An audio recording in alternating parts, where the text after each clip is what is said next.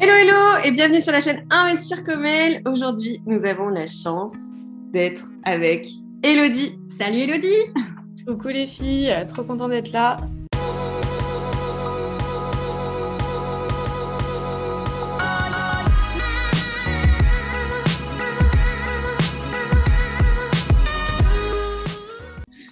Alors, Elodie, tu es née où et quand?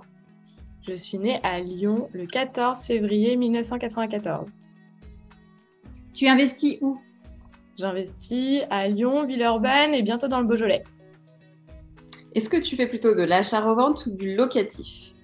Je fais du locatif. Quel est ton objectif dans la vie? Mon objectif dans la vie, c'est d'arriver un jour à être indépendante financièrement, c'est-à-dire de continuer à travailler, mais juste pour le fun et de ne pas avoir de contraintes à devoir travailler tous les jours. Alors, c'est quoi l'immobilier pour toi? L'immobilier pour moi, c'est un moyen de gagner de l'argent différemment et c'est aussi une passion pour moi que j'ai découvert assez récemment. Investir au féminin, est-ce que ça change quelque chose? Oui et non. Non, parce que je me sens pas forcément considérée différemment. Mais oui, parce que je me sens beaucoup plus seule vis-à-vis de mes amis, par exemple, ou de mon entourage. J'ai très peu de femmes qui s'intéressent à l'immobilier ou qui investissent ou qui sont à l'aise avec ça. Ok. Est-ce que tu as un petit mot pour le fun? Non.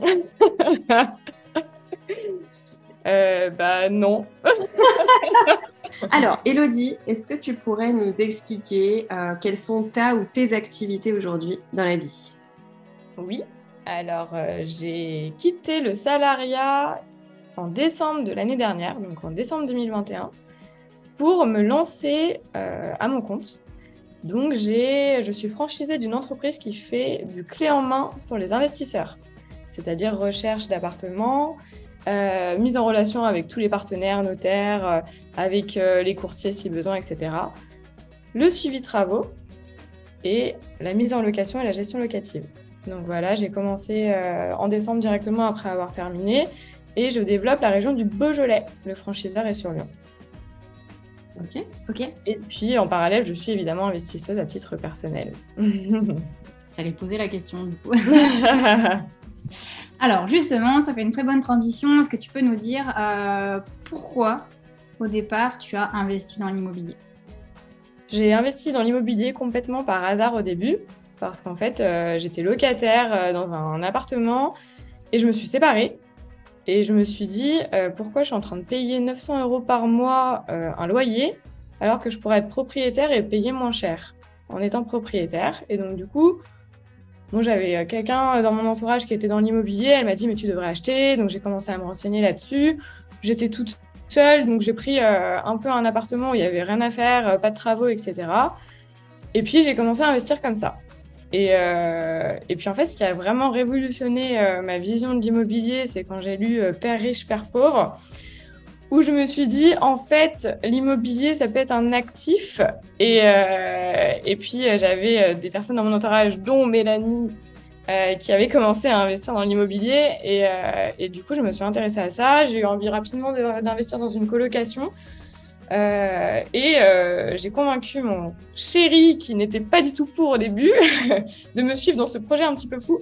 Et donc, on a acheté une colocation il y a plus d'1 an, où on a fait tout nous-mêmes de A à Z, c'est-à-dire la recherche d'appart, les travaux nous-mêmes. On a délégué certaines parties à un prestataire pour la salle de bain, notamment l'électricité, des choses qu'on ne pouvait pas faire nous. Mais sinon, on a tout fait nous-mêmes. Et je m'occupe de la mise en location et de la gestion locative. Donc, c'est comme ça que je suis rentrée dans l'IMO vraiment, où j'ai géré ce projet de A à Z. J'ai compris que ma résidence principale pouvait être aussi un actif quand j'ai vu que l'évolution des prix était très intéressante et que les travaux que j'avais fait dans mon appartement, comme refaire des fenêtres ou remettre en valeur certaines pièces, pouvaient valoriser mon appartement. Donc, aujourd'hui, je le considère comme un actif et non pas comme un passif. Et puis, on continue sur cette voilà, puisque l'idée, c'est d'investir une nouvelle résidence principale où on fera très probablement beaucoup de travaux pour valoriser et un immeuble en parallèle. Comment tu as ciblé au démarrage les secteurs où tu as investi? Alors, ma résidence principale, je voulais habiter à Caluire, donc Caluire qui est proche de Lyon pour celles qui ne connaissent pas, qui est dans la périphérie proche de Lyon. Et en fait, comme j'étais sur plutôt de la perspective de cash flow et de rentabilité immédiate, j'ai investi ensuite dans une colocation qui n'est pas située à Lyon, où les prix sont relativement chers, où c'est difficile d'avoir une forte rentabilité. J'ai investi donc en périphérie, sur Villeurbanne, où les prix sont moins chers au mètre carré. Et surtout, j'ai investi dans un bien où il y avait des travaux à faire que je pouvais valoriser. Et j'ai investi dans une colocation où il y a plus de rentabilité. Voilà comment j'ai fait mes choix. Et là, aujourd'hui, je m'intéresse à la région du Beaujolais parce que même Villeurbanne commence à beaucoup prendre en termes de prix. Et puis, il y a beaucoup de concurrence parce qu'il y a beaucoup de personnes qui ont entendu parler que c'était intéressant de faire des colocations sur Villeurbanne. Et donc, j'ai la volonté de m'éloigner un petit peu pour taper encore un peu plus en rentabilité et toucher d'autres secteurs intéressants. Ok, donc en fait, globalement, si je résume, tu as quand même investi proche de chez toi, on va dire. Tu es plus d'affinité avec un investissement à proximité. Oui, parce que j'aime ça en fait. Donc j'aime m'en occuper. Pour moi, c'est pas du tout une contrainte l'immobilier, c'est vraiment un plaisir. Aussi bien la partie travaux, la partie déco, que même la partie gestion des locataires et la sélection, les visites. C'est d'ailleurs pour ça que j'en ai fait mon métier. Mais du coup, c'est aussi pour ça que j'aime investir proche de chez moi, c'est pour pouvoir gérer moi-même avec plaisir. Selon toi, est-ce qu'il est plus difficile d'investir quand on est une femme? Alors oui et non. Même réponse. Je le redis, mais je vais pas dire la même chose. En fait, depuis que j'ai investi avec mon conjoint, je me rends compte qu'on s'adresse pas à lui et à moi pour les mêmes choses. Alors qu'ils ne savent pas, souvent j'adore ne pas dire quel est mon métier quand je vais visiter parce que forcément c'est plus intéressant. Et souvent en fait tout ce qui va être la partie travaux, la partie tableau électrique, isolation, ils vont tout de suite se tourner naturellement vers mon conjoint, ils vont pas du tout me regarder moi alors que finalement je m'y connais un petit peu, ça, c'est mon métier, mais j'adore jouer aussi la blonde du coup qui n'y connaît rien pendant les visites pour accentuer un peu le truc et voir ce qui va être dit et ce qui ne va pas être dit. Et sur la partie un peu plus déco, ou alors ce que je déteste principalement, c'est quand on me dit « Ah il y a la cuisine, regardez, c'est pour vous, elle est super bien équipée ». Ou le nombre de fois on me dit ça pendant les visites, mais je les regarde d'un air, mais on est encore là. Donc la cuisine pour les femmes, vous oubliez. Voilà. Donc c'est plus ces petits côtés-là où je trouve qu'il y a encore une sélection. Après, dans mon métier, pas du tout, parce que les gens savent que je travaille là-dedans et me considèrent comme une professionnelle. Donc ils vont me parler comme si j'étais un homme. Finalement, ils vont me considérer juste comme une personne du milieu. Mais par contre, à titre personnel, je le ressens. Conjoint, ta situation familiale, du coup, est-ce que tu es mariée, pacsée, avec enfants, sans enfants, est-ce que tu investis seule ou en couple? Alors, avec mon conjoint, déjà, on a chacun investi séparément, donc on a chacun un appartement à titre personnel. Là, notre résidence principale où on habite aujourd'hui, lui, il a son ancienne résidence principale qu'il a mis en location, que j'ai fortement poussé pour mettre en location et que je gère pour la partie sélection des locataires. Et donc ensuite on a investi ensemble, on s'est pacsé pour investir ensemble et là on est en projet mariage, donc on n'est pas encore mariés mais nous sommes en projet mariage. Et donc l'idée c'est de continuer à investir à deux. Comme j'ai une entreprise, je commence à forcément m'intéresser à d'autres choses type SCI, holding, etc. Et donc voir comment on pourra intégrer mon conjoint dans ces montages. Mais l'idée, c'est vraiment de continuer à investir à deux sur la durée. Qu'est-ce que tu détestes par-dessus tout dans l'immobilier? Pas grand-chose, quand même. Je vais pas mentir, pas grand-chose. Ce que je vais pas aimer, c'est quand un locataire va me la faire à l'envers. C'est-à-dire quand il va me dire, me vendre un peu du rêve pour avoir la location en me disant qu'il va rester longtemps et que finalement, au bout de 3 semaines, il pose sa dédite, ça me fatigue un petit peu. Ou alors que je vois que dans une coloc, elle est venue vivre avec son mec alors qu'elle n'était pas du tout censée vivre avec son mec. Enfin voilà, c'est plus le côté malhonnête certaines fois qui me dérange un petit peu Mais bon, après, c'est le jeu. Enfin, je me dis, à leur place, si j'ai vraiment besoin d'un appartement, est-ce que je ne ferais pas ça? Surtout dans la région lyonnaise où c'est compliqué. Voilà. Mais c'est ce qui est le plus énervant à gérer parce que ça prend du temps quand même de sélectionner un locataire. Surtout quand on a pas mal de dossiers et il y a des périodes un peu plus creuses où il vaut mieux pas que ça arrive à ce moment-là. Donc voilà, c'est plus ce côté-là. Et à contrario, qu'est-ce que tu adores le plus en fait dans l'immobilier? La partie recherche et projection de ce qui va se faire dans un appart. Plus c'est pourri, plus j'aime. Ok. Et j'adore me dire, là, je vais avoir une vraie valeur ajoutée dans cet appartement, aussi bien au niveau énergétique, où ça, c'est vraiment une de mes convictions, où aujourd'hui, il y a beaucoup d'appartements qui méritent d'être rénovés de manière énergétique, et ça, c'est quelque chose que je fais systématiquement dans mon métier, de regarder comment on peut améliorer le DPE de l'appartement. Et ensuite, rendre l'appartement beau, le rendre agréable, faire un vrai appartement coup de cœur pour les locataires où ils rentrent, ils se disent l'effet waouh, quoi. Ça me plaît. Alors que quand on voit qu'on achète des fois des choses qui sont pas terribles, ou même de voir des locations qui sont pas terribles et qu'elles sont louées, je me dis, en fait, avec pas grand-chose, on peut faire mieux et voilà, pour le respect des locataires. Le avant-après, l'effet waouh. C'est ça. Quand tu as commencé à investir ou maintenant, je sais pas, n'importe, tu as eu des mentors. Mélanie, quand même. Mélanie et Olivier, donc son conjoint, qui, eux, ont commencé à investir. C'était les seuls dans mon entourage que je connaissais qui faisaient de l'investissement locatif. Et j'ai commencé à bien m'y intéresser, notamment grâce à vous. Et puis après, j'ai quand même rejoint le club, les filles, où je fais partie du club. Et ça m'a, même si j'avais déjà pris la décision de faire une colocation, ça m'a vraiment ouvert les yeux à 360, on va dire, où j'ai vu tout ce qui était possible de faire, que j'avais pas forcément la notion, voir des personnes qui sont bien plus avancées aussi. Donc ça m'a vraiment tiré vers le haut. Et puis, il y a plein d'erreurs que j'ai faites, en fait, où je me suis rendu compte que j'aurais pu faire les choses d'une meilleure manière. Alors après, je l'ai fait et maintenant, je ferai mieux la prochaine fois. Mais en tout cas, ouais, c'est ça. C'est le club et vous qui avez commencé, Olivier et Mélanie, qui m'ont poussé. Trop bien, merci. Petit coup de pub au passage. Ouais, non, enfin, moi, ça me rend fière, tu vois. Je me dis, putain, je t'ai aidé, c'est cool, quoi, tu vois. Alors que c'était pas vraiment mon intention au départ. Hein. Ouais, mais en fait, si jamais je vous avais pas croisé, j'aurais même pas su que c'était possible de faire ça parce que quand on n'a pas un entourage qui s'intéresse à ça, moi, mes parents, ils sont pas investisseurs.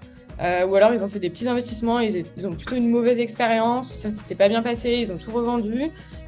Donc ça fait peur en fait. Et puis quand j'en parlais, je disais à ma mère, je vais faire une coloc. Elle était là, pourquoi tu fais une coloc? Mais t'es sûre que ça va être loué? Enfin, toutes ces peurs, elle me les donnait. Donc heureusement que j'avais des gens comme vous qui pouvaient me dire, en fait, si ça marche, ça peut fonctionner. Il n'y a pas de raison que j'y arrive pas en fait. En fait, c'est ça, c'est que tu te rends même pas compte que t'es mentor. C'est juste qu'en fait, le fait de montrer que c'est possible de faire, et après, juste t'en parles aux autres. Du coup, les gens se disent, ah mais tiens, c'est intéressant.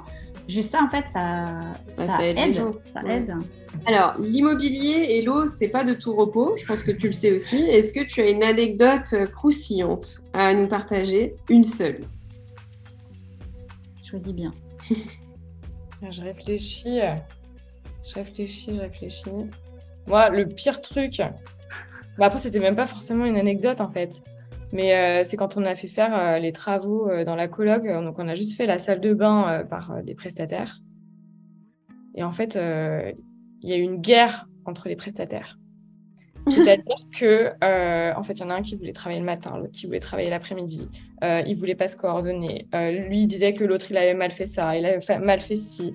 Enfin, en gros, il y avait tout un truc à gérer autour de ça, mais jamais, j'en avais pas du tout conscience, en fait. Que les mecs, il allait falloir les manager pour de vrai, et qu'en fait, ils avaient chacun une spécialité. Enfin, toi, tu fais l'électricité, toi, t'es le plombier, tu poses le bac, et toi, tu fais la peinture. C'est 3 trucs simples, il n'y a rien à... Enfin, je veux dire, vous savez dans quel ordre ça se fait, il n'y a pas de secret, quoi. Bah si, c'était très, très, très, très compliqué.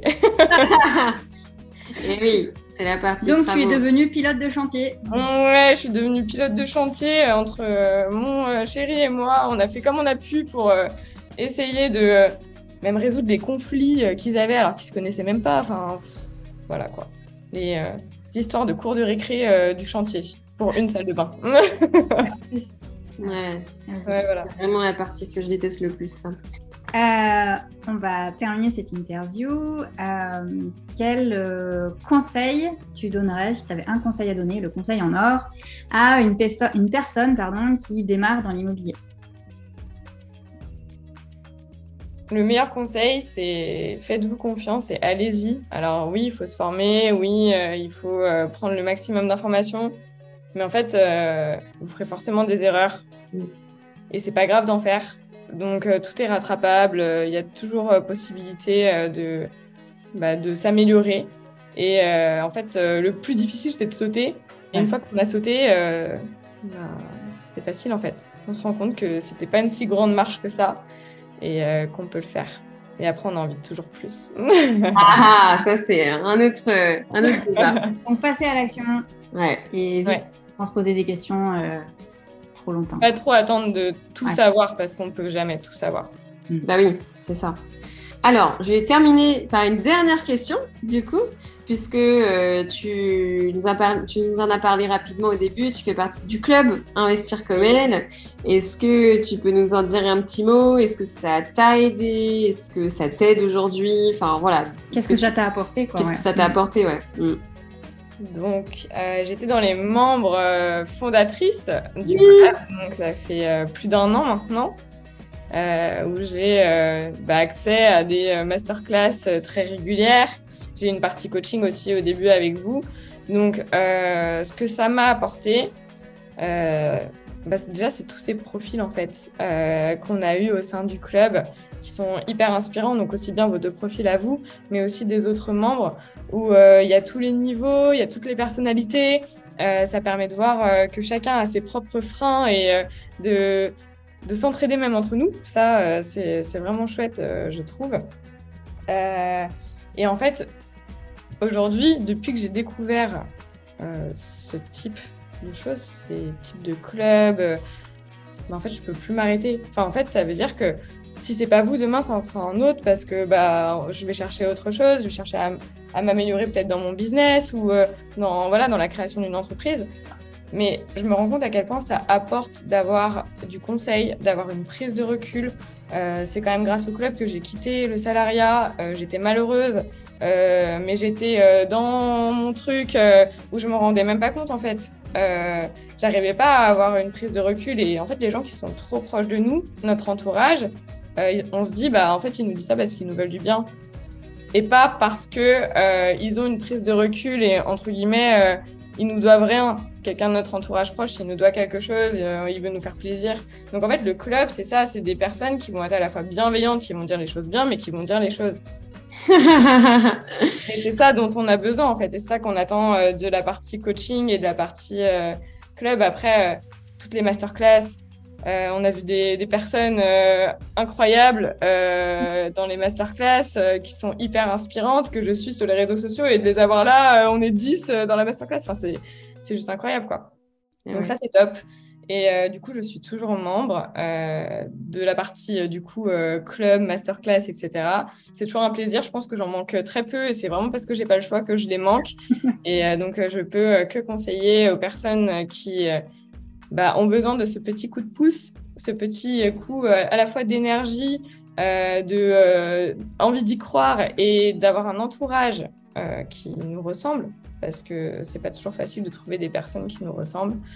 Allez-y, voilà, testez et vous verrez. Alors là, j'espère que je vais gagner de l'argent grâce à ce super. Non, franchement, super. Hein. Merci pour ce retour. On l'a pas briefé, hein, je précise quand même. On n'a même pas eu le questionnaire en amont. Voilà comment elle traite leurs membres. Je n'ai même pas envoyé le questionnaire, c'est n'importe quoi. Et écoute, merci Elodie pour cette interview et pour ton partage. C'était vraiment cool. Et puis, je te dis à très vite peut-être dans une prochaine vidéo. Merci les filles et puis à bientôt. Salut.